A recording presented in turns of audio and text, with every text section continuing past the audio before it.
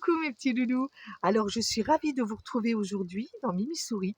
Je vais vous raconter l'histoire de la citrouille magique.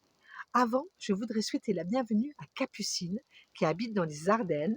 Je sais qu'elle me regarde, alors Capucine, je te fais de gros bisous.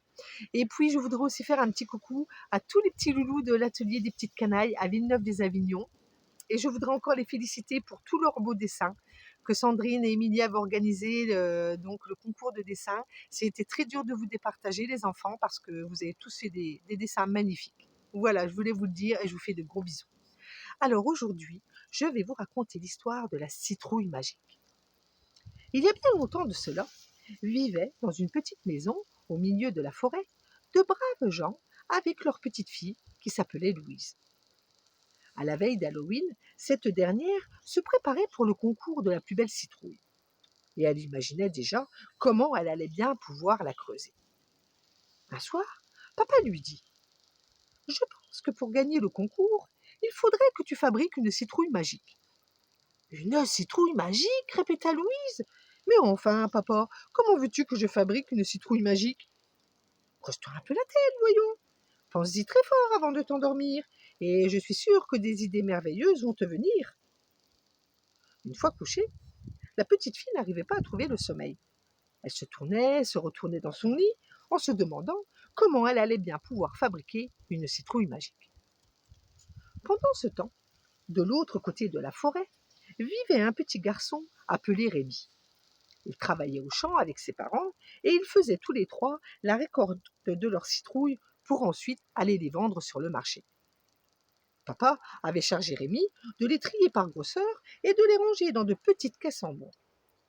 Il avait presque fini quand soudain il en aperçut une qui était toute petite, toute rabougrie et moche.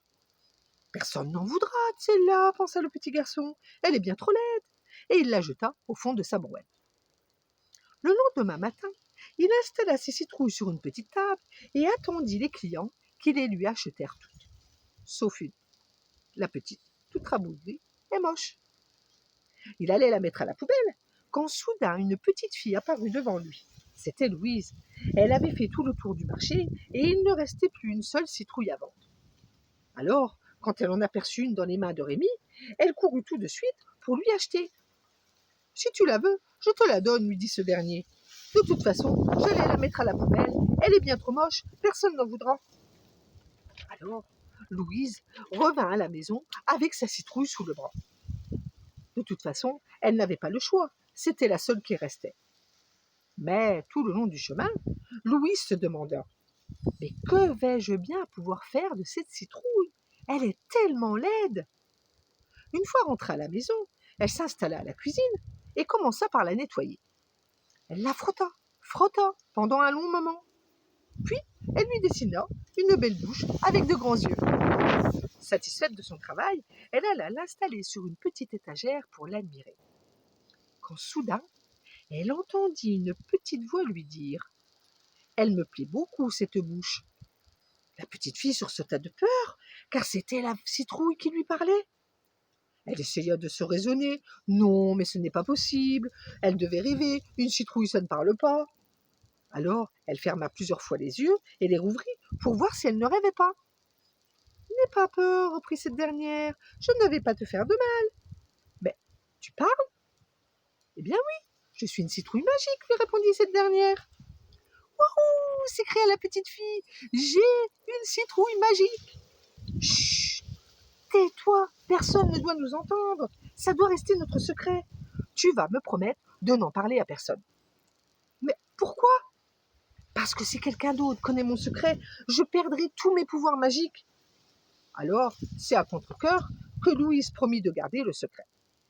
Seulement, la petite fille ne tint pas sa langue bien longtemps, et elle ne résista pas à révéler le secret à ses parents.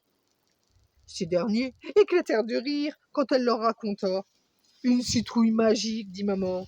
Je ne vois rien de magique dans cette citrouille, à part le fait qu'elle soit petite, toute rabougrie et moche. » « Enfin, Louise, une citrouille magique, ça n'existe pas, renchérit papa. »« Mais, papa, c'est toi-même qui me l'as dit, s'écria la petite fille. »« Mais je disais ça pour rire, bien sûr, lui dit-il. On n'a jamais vu de citrouille magique. »« Eh bien moi, je vous dis que cette citrouille est magique. répondit la petite fille, et je vous dis qu'elle parle.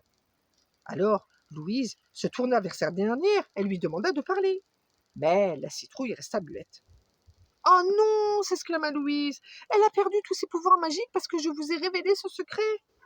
Bon, écoute, maintenant ça suffit avec toutes tes idioties, lui dit papa. File au lit. Alors, c'est l'âme en peine que la petite fille se coucha, mais elle n'arrivait pas à dormir. À cause d'elle, son amie la citrouille avait perdu tous ses pouvoirs magiques. Comment allait-elle faire pour pouvoir lui redonner? Soudain, au milieu de la nuit, une idée géniale lui apparut. Alors, au petit matin, une fois son petit déjeuner avalé, elle partit avec sa citrouille sous le bras et se rendit chez Rémi, le petit garçon qui lui avait donné. Il fut tout d'abord surpris de la voir, puis éclata de rire quand elle lui eut raconté toute l'histoire. « Arrête de rire, lui dit-elle, aide-moi plutôt à lui rendre ses pouvoirs magiques. »« Et comment comptes-tu faire ?» lui demanda-t-il tout en riant.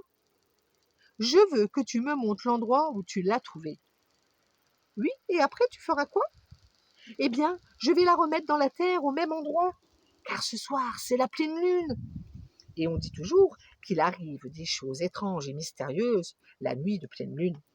Alors, peut-être que ma citrouille retrouvera tous ses pouvoirs magiques. » Une fois cette dernière remise en terre, nos deux amis se donnèrent rendez-vous à minuit au même endroit. C'était une nuit de pleine lune. Ils s'étaient cachés tous les deux derrière un tas de bois et chacun d'eux n'osait parler. Quand soudain, un bruit terrible retentit dans le ciel et une bande de lumière bleue frappa la petite citrouille dans le champ. Alors, cette dernière devint toute brillante. Elle était magnifique et elle brillait de mille feux. Aussitôt, elle se mit à parler et appela « Louise, Louise, viens me chercher !» Alors c'était vrai, s'exclama Rémi. La citrouille est vraiment magique et elle parle. Eh bien oui, je te l'avais dit, tu me crois maintenant? Dire qu'il y avait une citrouille magique dans mon champ et qu'il a fallu que je te la donne comme un idiot. Tu ne pouvais pas le savoir, voyons. Mais comme tu m'as aidé, eh bien je veux bien la partager avec toi. Et c'est ainsi que Louise et Rémi se partagèrent la citrouille magique. Mais jamais plus ils ne révélèrent son secret, car ils avaient bien trop peur que cette dernière ne perde encore une nouvelle fois ses pouvoirs magiques. Voilà mes petits loulous, j'espère que la citrouille magique vous a plu. Alors, je vous donne rendez-vous la semaine prochaine dans Mimi Souris pour une nouvelle petite histoire. Alors, je sais que vous avez repris l'école, voilà. Alors, comme d'habitude, même si vous avez repris l'école toute la semaine, pas de bêtises. Bisous mes petits loulous.